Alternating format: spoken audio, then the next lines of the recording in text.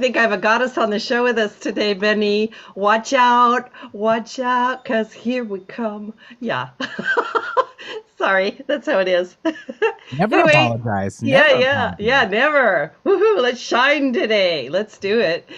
Anyway, good morning, everybody, and welcome to the original Loretta Brown Show, radio to open the heart, heal the soul, and awaken the consciousness. And I'm here with my wonderful producer, Benny Mathers. Hi there. Good day. Yeah.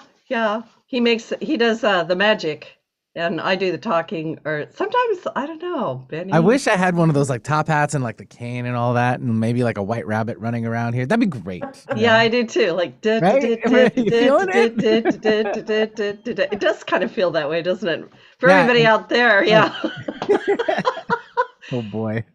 Anyway, I hope we're not too energetic for you, and you've got your morning coffee or your whatever it is. Or your morning Loretta? Yeah, morning Loretta. There we go.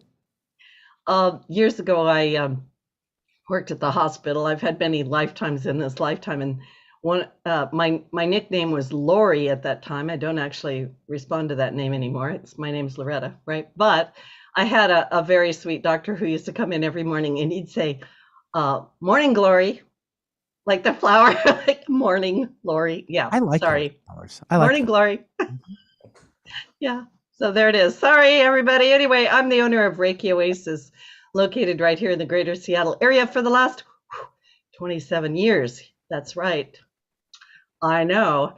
So been doing the good work for a long time. And of course, we offer many, many things over at Reiki Oasis, everything from Reiki to hypnotherapy and behavior modifications, emotional release work, deep healing work, behind the scenes woo-woo, who knows what's going on work, channeling and all the good stuff. So you can find out all about that at ReikiOasis.com.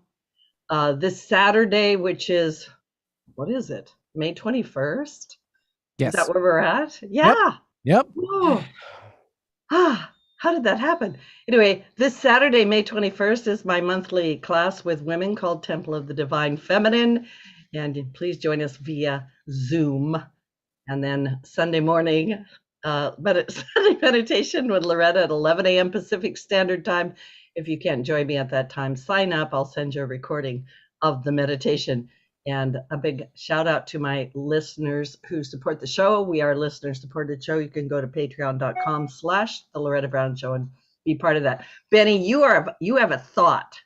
What are you doing over there? Well, no, you had said about, May 21st, how that all happened. I'm like, I don't think we have enough time to get into the calendar and how it was originated, and stars and the quasars and the moons. That's why I kind of giggled, and I didn't want to interrupt you, so. I love that. Well, I could hear that thinking. So, and I love that. Is it that loud? Oh my goodness. Thanks. Oh my goodness. That's good energy. That's not bad energy. All right, you're right. Good energy. Thank you. Sending your light into the world, right? Oh, and if you didn't notice from last week, we're going to totally sidestep for a second. Last week's video to this week's video, I shaved for you today.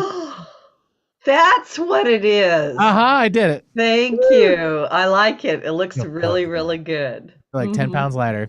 I know. It's nice and neat. I love that. Yeah. Very handsome. Yeah. I did not shave for you. So that's the way it is. Anyway.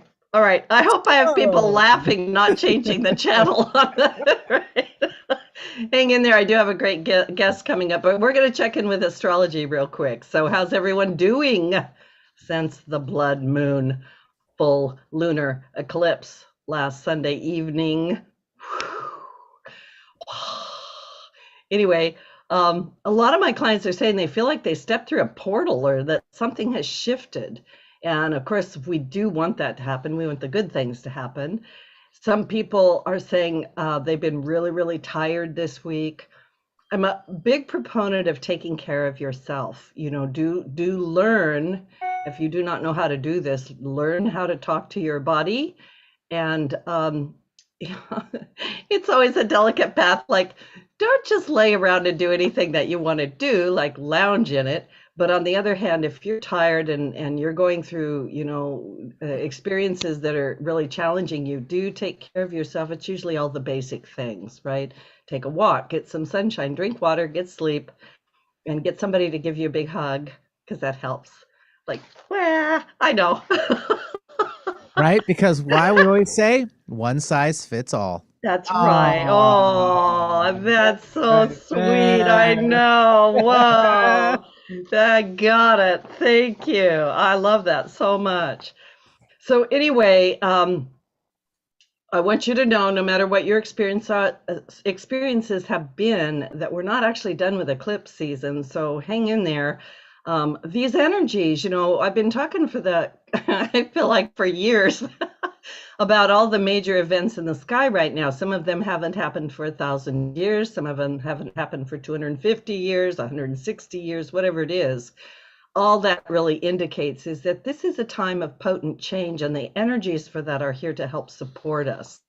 So we are headed toward a new moon on May 30, which kind of brings a close to eclipse season. So just realize that the next 2 weeks, a lot could happen.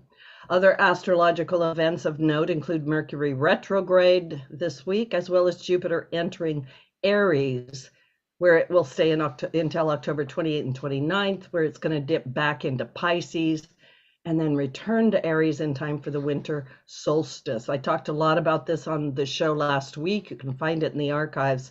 But this is a powerful energy of new beginnings. Things are shifting into a new state: independence, entrepreneurism, creativity. And I'm going to call it the calling of the heart. Aries is that first sign of the Western zodiac, and it's sometimes very childlike in its presentation, but we need that fresh new energy right now. Don't you feel old, tired, and dusty sometimes? Shake it off.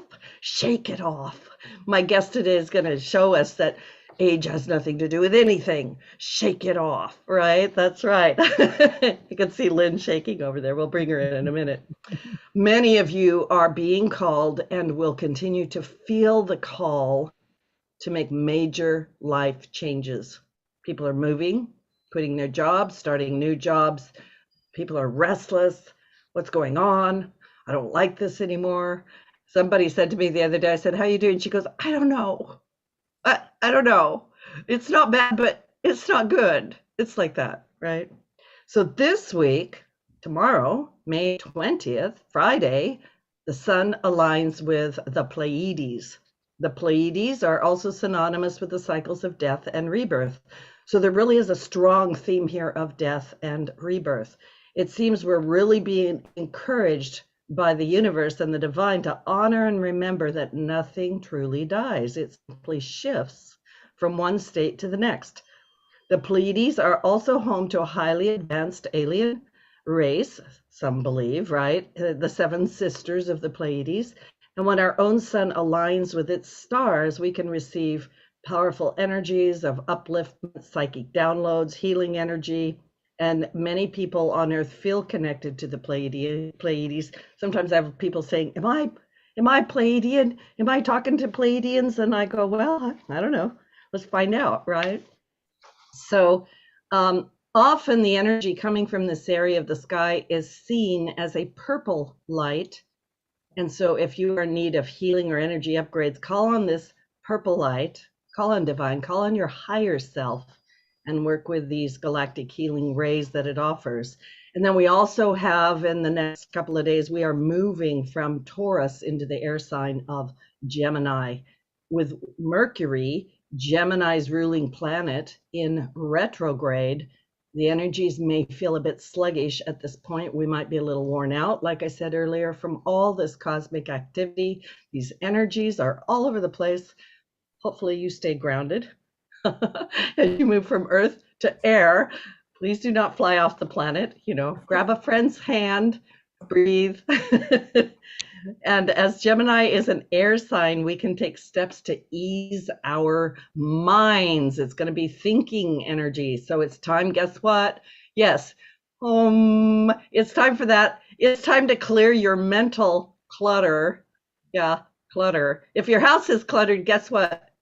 What's happening in your head? No, don't go there. And lots of times there's too much chatter. Pay attention to your intuition. You're going to have to sort through all those voices in the head to find out which one is really the one you want to listen to. I see you over there, Benny. I know what's going It's on. like an internal dialogue with like a party. You know? All right, Yeah. everybody, let's get it together in there. Come on, shake it out. All right, you guys over here. Now you guys over here. Let's work on this. Well, there's always the one pouting in the corner that won't, you know, or the one that has to be the center of attention. Right. You know, there's all stuff going on. Yeah. Those two need to be friends. Yes. Yeah. Just play nice on the playground. Work together here. Yeah. Yeah. Totally. Gemini is the sign of the twins. Hey, Benny, the twins. Benny has twins. I do, but they're not Gemini. They're Capricorns, but still. Ooh, Capricorn twins. We have to talk about that sometime. We won't get into that. No, no, we're not going to do that. Okay. Yeah. Mental note, writing it down. Aren't you a Capricorn? I am. That's why we're going to write this one down. Oh, okay. And their mom is a Capricorn as well. Oh, goodness. That was why there was the running joke. If we were going to have like the house, it'd be like the house of Capricorns.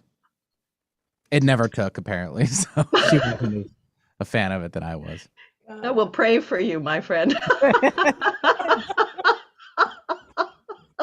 Well, for all those listening, my moon's in Capricorn. I think that's why I get along so well with Betty. But anyway, yeah, it's a good sign. Of course it is. Yeah, they're all good. The best. Yeah. So in the sign of Gemini, though, one of the twins is mortal and the other is immortal, right?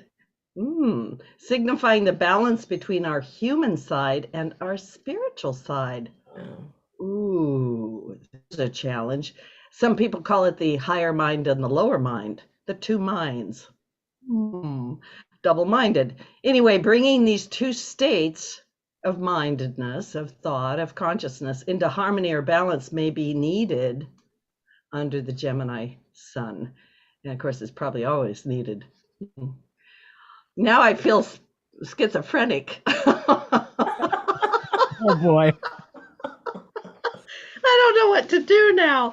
I'm going to bring my guest on. And Lynn, thank you so much for sitting through all of our chatter. We are that way. So anyway, let's see. I want to, where is my little thing about you, Lynn?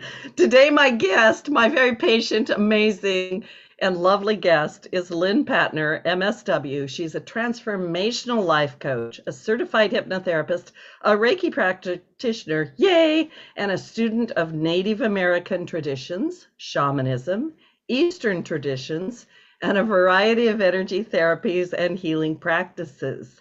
As a social worker and children's advocate for San Mateo County Children and Family Services, Lynn has been able to fulfill her life mission to assist others on the journey of awakening to their unlimited potential and the uniqueness of their own being. It's a joy and a delight to have you on our show today. Lynn, welcome. Thank you. Am I unmuted? You are. I can hear you. I can see you. I have the best time on your radio show. I love it. I absolutely love it. Good. I'm so glad. I feel very tingly talking to you, which is always my indicator from my guides that I'm in the company of good people, right? Well, and yeah. I mean, it was just so much fun, but I have to tell you something. Sure. This is very funny. I'm a double Gemini with a Scorpio ascent. And okay, so that's complicated, right? So when you're talking about the two, moral and immoral, I imagine myself split in the middle. Half of me is human and half of me is my soul. Wow. This is how I picture it. And so I know when I'm human because I'm bitchy. The soul will never do that. So that's how I know which one I'm in. Wow, a double Gemini with Scorpio. You are so needed on the planet right now. Like, wow, I'm glad you're here. So you not only have two minds, you have four. Oh, no. Two or no. I love it. I love it though, because Amit Goswami told me years ago that he says, Loretta, we have two worlds. We have this one, where you and I are looking at each other and you look like you're in that body and I'm in this one. And, we have to figure out how to communicate, right? This idea of separation or dualism. Then we have this one up here where there is no separation. You are me and I am you. So I'm thinking about your book, and I'm also thinking about everything that you bring to the world, right? Your gifts and your service to humanity. And I think you need, I think you need four minds. Maybe like a goddess with the multiple arms, right? Like we all use a little bit of that. Yeah. So anyway, so much welcome to the show. I really was kind of chuckling when I look at your bio. I'm like, oh my goodness, we're reflections of each other at some level. We're out here doing the work, and I want you to share with the listening audience a little bit more about yourself. And I want to say this also before I let you talk, and I will let you talk. Your book is called The Awakened Soul, Discovering the Light Within, a Spiritual Memoir by Lynn Patner, M.S.W. You really should just get this book. I want to just say that it is endorsed by Jack Canfield, author of Chicken Soup for the Soul. And I love this book. I felt like I was looking through a photo album with you, and you were telling me, okay, Loretta, here's this, and here's this photo, and this is what happened. So it's very easy to read. So I'm just telling the listening audience, just go get it now. Just order it, go to Amazon, get it, whatever you need to do. And it's a wonderful little book. So if you could tell us a little bit about your story, your history. And yeah, that's a big question, I know. So were you woo-woo when you were little? That is such a great. Let me think. Okay, I'm going back now when I was little. No. That was just last year. No, yeah, a minute ago I became woo-woo. Yes.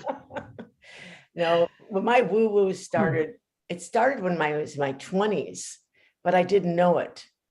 Mm-hmm. I hadn't a clue. So it just was, I heard violin music. I saw painting in the bushes in my garden and Morse code. And I said, whoever you are trying to contact me, I don't understand you. And it went away. So I'm playful. I'm just very playful. So I did not get woo-woo because I was Donna Reed. I was the Donna Reed. My mom was a good mom, but I like Donna Reed better. I actually know who Donna Reed is, right? For those people that don't know, wasn't there a show, the Donna Reed Show? The Donna Reed Show. Is that from the 50s, the 60s? Where was that? 50s and 60s. She was a housewife that wore pearls, dressed up, ironed, and solved every major catastrophe within a half hour. With lipstick and pearls on. Yeah, never. Mm-hmm. And so when I had my kids, I got dressed every morning. I put on lipstick, I put on pearls, and off we went to school. So that was Donna Reed. And then I got tired of that role. I mean, I really was in that role. Yeah. It was amazing to be in that role because that wasn't who I was.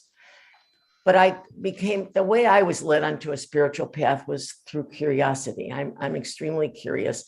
And I do believe in magic. And I believed in magic when I was little. I just believed that there was magic in this world. And I just, of course, didn't know how to get it.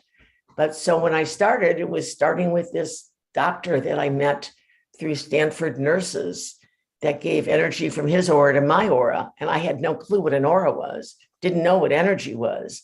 And my guides at the time, which I didn't know I had, said, stop looking and criticizing, shut your eyes, and shut up, Lynn, and shut your eyes. Literally, shut up. guides don't say shut up to people.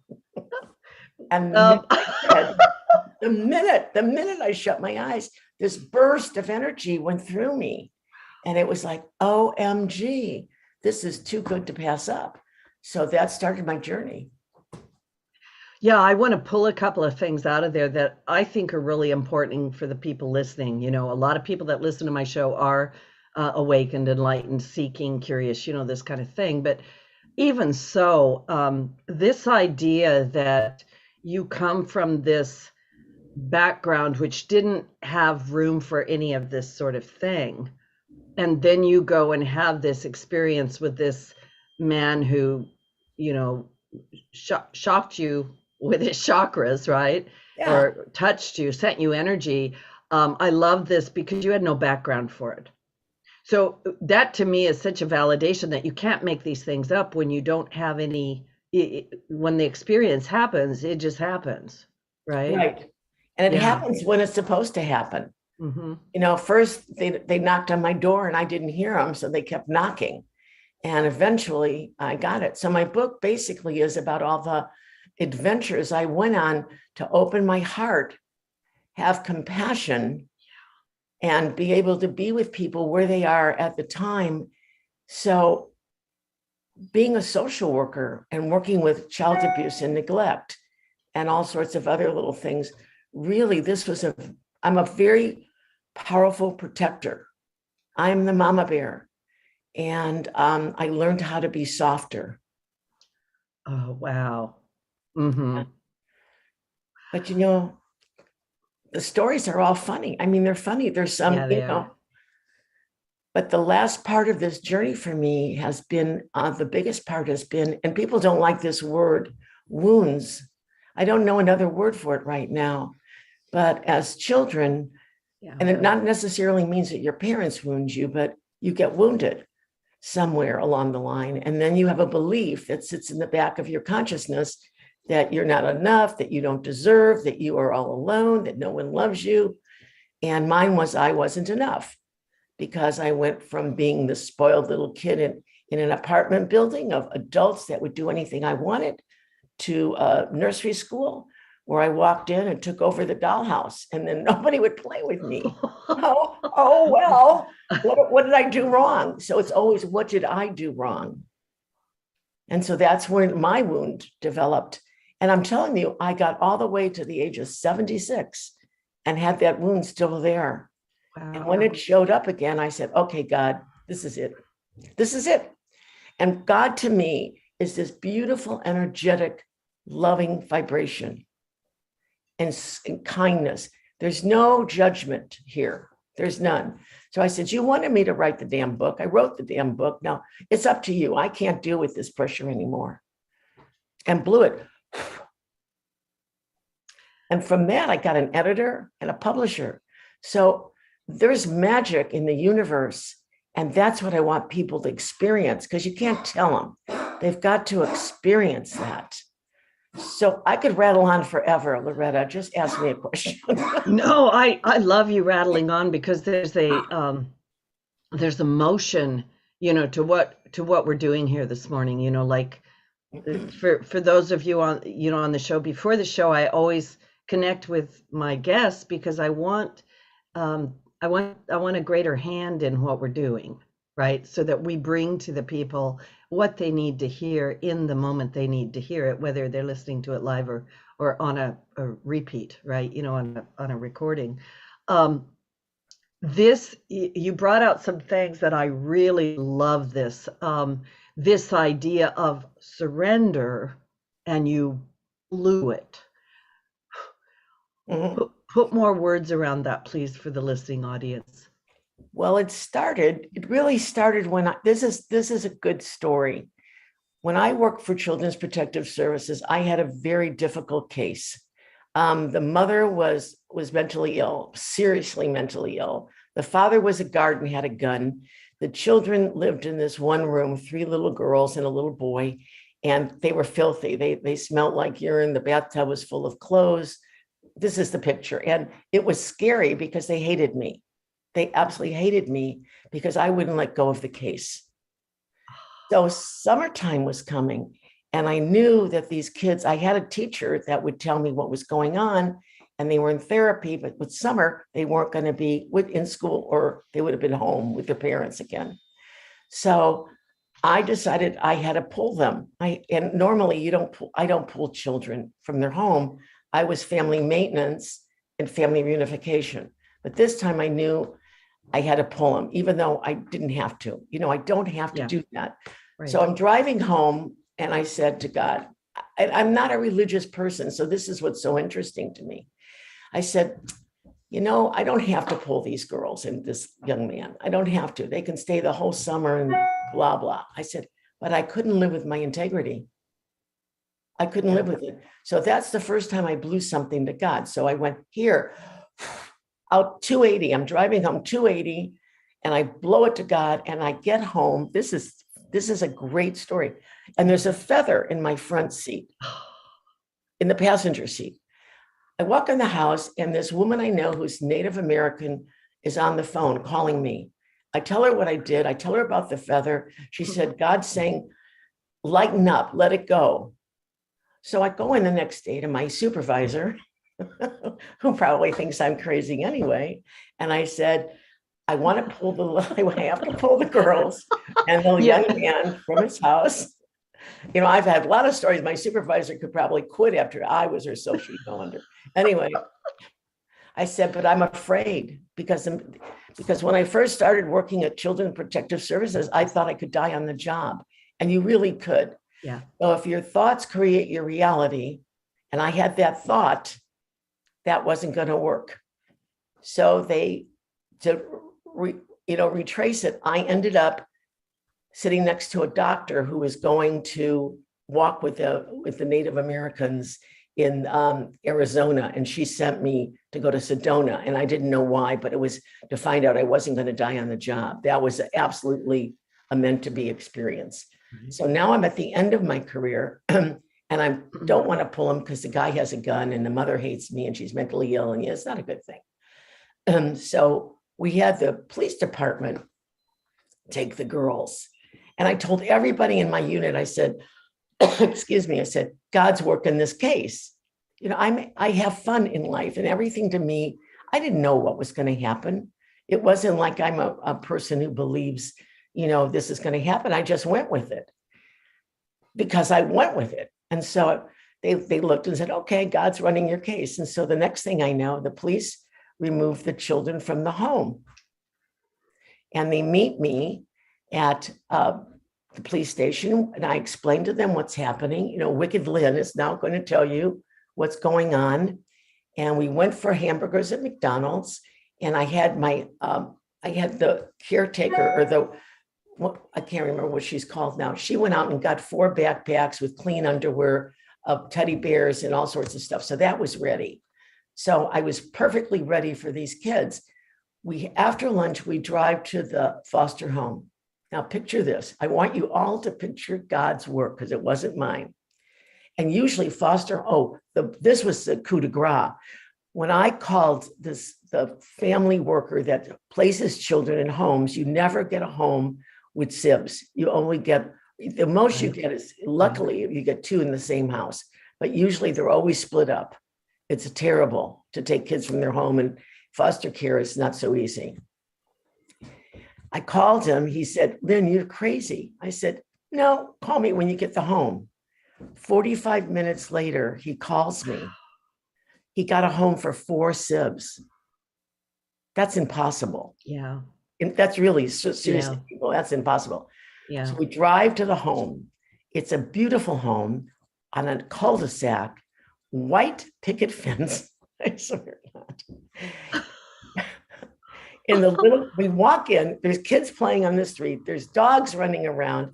We walk in, and in the girls' bedroom, there's 3 little beds, all with matching comforters, a closet full of clothes and toys. In the little boys' room, the same thing. And I'm looking around and I'm saying, OMG, I can't believe this. No, you can't make this up. You can't. And so that was my first ever blowing something, letting go, allowing. It was a big lesson for me to allow and not control. Yeah. Control's a big, massive lesson. Yeah. So that's what happened. Wow. That is a wonderful story. It's actually the surrender and releasing the control. We're actually going to take a station break. And don't go away. My guest today, Lynn Patner, we're in her book, The Awakened Soul. And yeah, we have lots more amazing good things after the break. So this is Loretta Brown. We'll be right back. Okay, all clear. We are still live on YouTube, even though we're not live on the air, Lynn. Okay. Yeah. What do you want me to do? FYI. No, just be your beautiful self. Can I come and visit you? We would have so much fun. I think we would just laugh. We would just laugh. Yeah, we're just going to laugh the whole time because I've discovered through the years that laughter actually saves me and helps me lighten up, right? Oh, God. That story where you are, that story where you are, the feather, excuse me, is on the seat is a powerful story. Yeah. Oh, God, yes. I think most of the stories like that are very, very powerful. The death stories are powerful. What happened with dying, those are amazing things that happened. And I'm waiting now for more. I just show up and I smile and I'm kind. I think kindness is your best thing. I think kindness, and I'm like you, I'm just curious. Like, oh, me too. This thing about control and surrender, though, and we'll talk more about it when we get back on the air. And I got to tell you, there are times when I'm gripping the life out of something. Try not to do it, but I'm giggling about you going into school and taking over. Oh, God, it was so sad. It was so sad. Ready to come back? No. Yeah, I was the bossy one too. Stand by. Here we go. Yeah.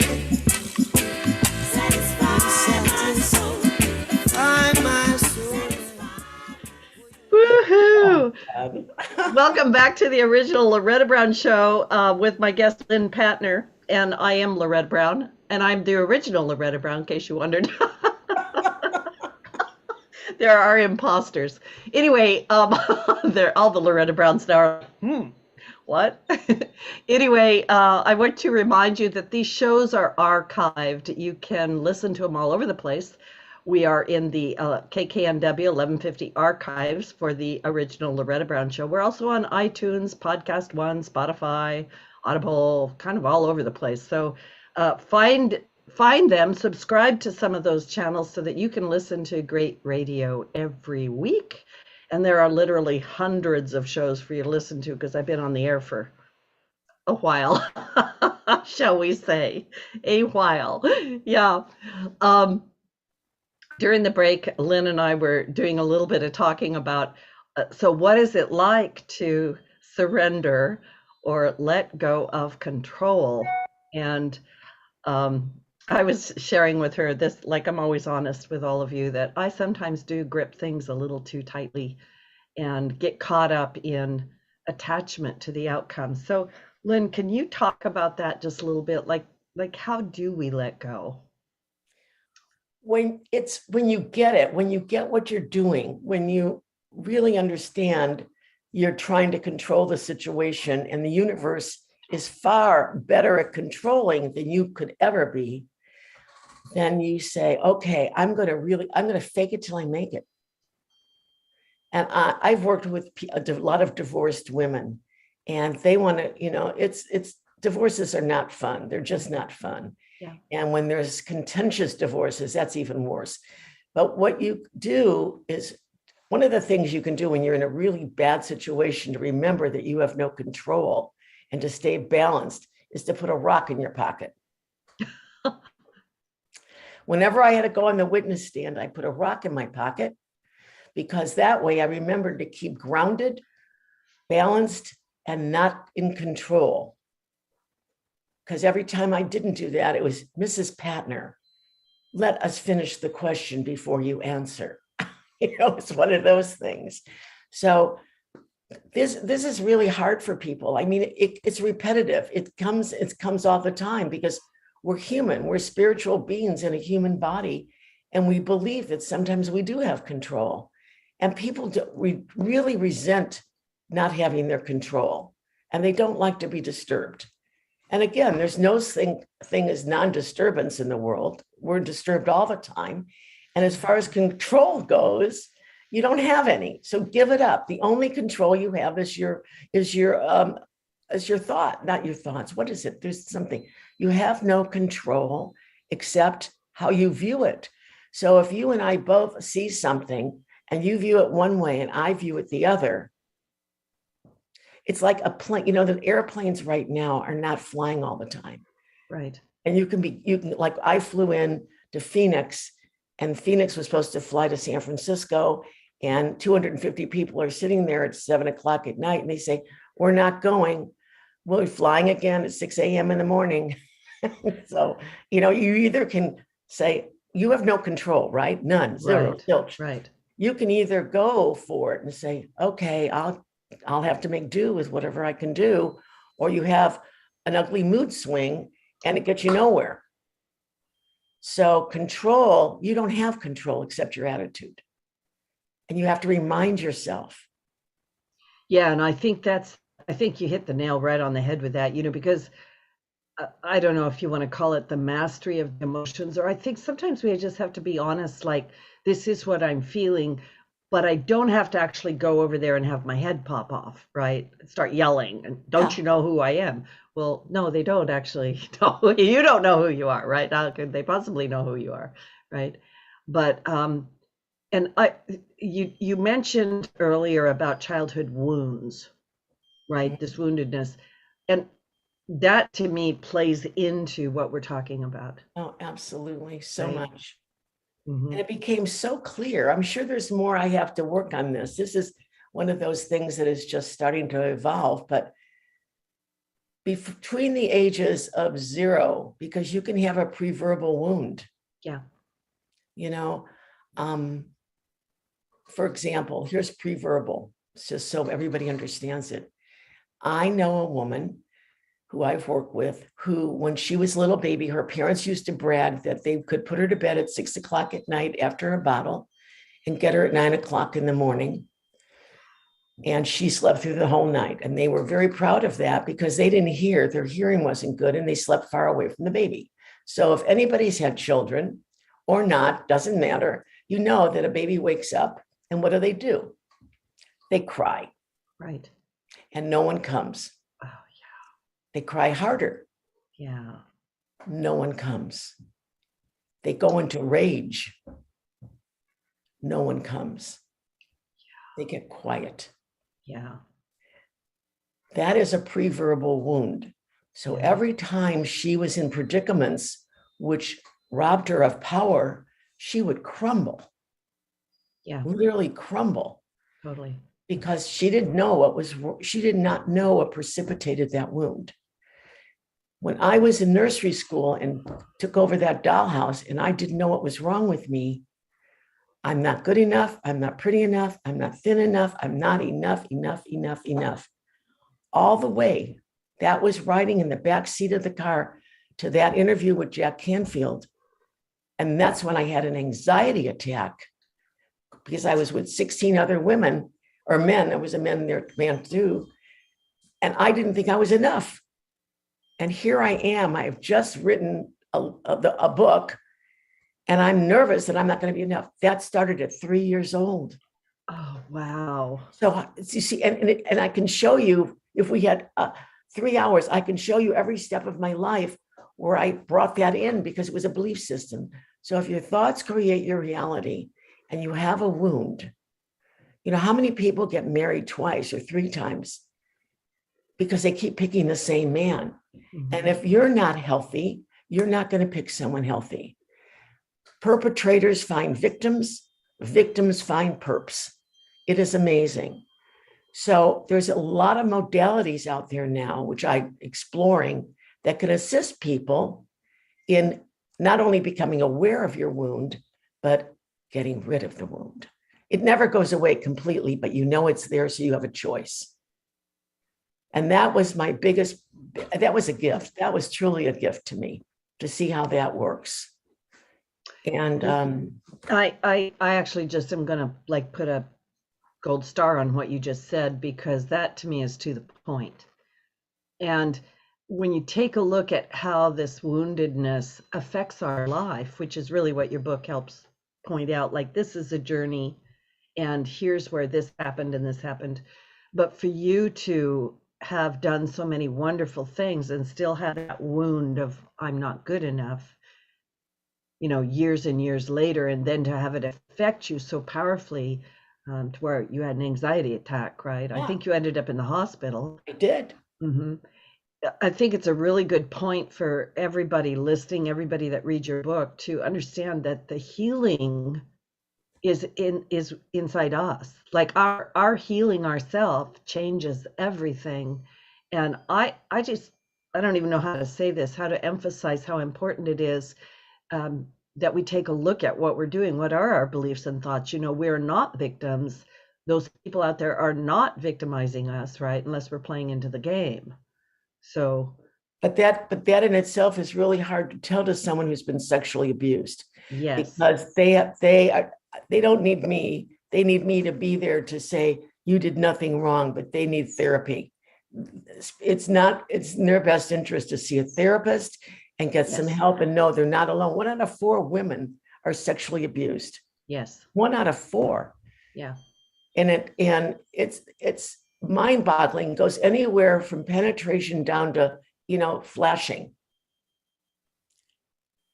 It's hard. So all the people listening to you, if you've been abused in any which way, seek a therapist and work through your inner child work, and then you'll be happier.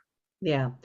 And when I talk about victim and victimization, I'm talking about in this moment right here, right now, for you to be able to get that help, right? Right. Is going to change your future. Correct. You were victimized. Don't misunderstand what I'm saying. But I love your point so much. And yeah, 1 in 4 women. Yeah. That's a big, and men too. And men too. I was going to say that too. Yeah. When we're talking about childhood wounds too, and I want to point this out, there's a certain amount of work people can do on their own, but I am a believer in getting therapy from professional people. And you offer lots of things to people, don't you? Mm-hmm. Okay. I do. But if I offer, you know, if we choose, all right, so here it is. So we choose our lives, we choose our parents, we choose everything. If you say that to someone who's really been really abused, yes, that's adding to the abuse. Yes. It really is adding to the abuse. Yes. So I'm sorry if I apologize for saying that to anybody who has been really hurt, because my belief system is our soul needs to learn certain things. And I don't know why it picks abuse as one of them, but it does. And, but those are the individuals that have to be able to work with the inner child, sit the little girl or boy on their lap, tell them how wonderful they are, have play dates with them, but they need that support from a trained professional. Yes. You know, I can work with anybody, but to be really heard and worked with, and the modalities of tapping, and there's other things that you may know, you know, with Reiki, when you're doing Reiki on a body that's been abused, you feel it. Yeah. You know, Yes. and maybe the Reiki heals it. I don't know. See, that's information I don't know. So as a energy worker, right, as a channel, right, you know, because I work with the people's higher selves or higher dimensional beings, you know, that sort of thing. First of all, legally, I cannot use the word heal, nor can we promise or anything. We don't know what will happen.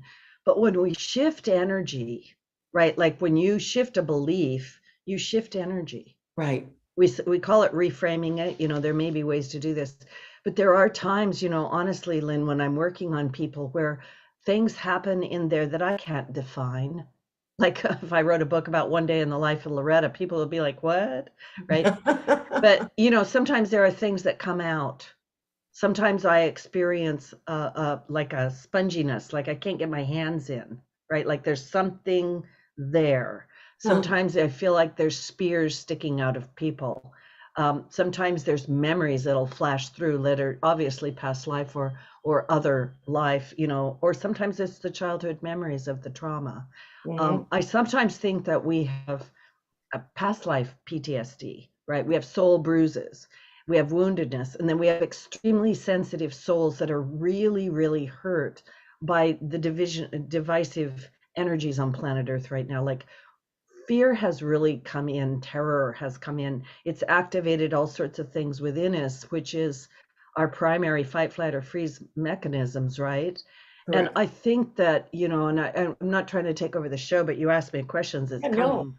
We to me are being asked to step up, to become greater, to stand taller, right? To go into that higher mind or bring that higher consciousness to our awareness here.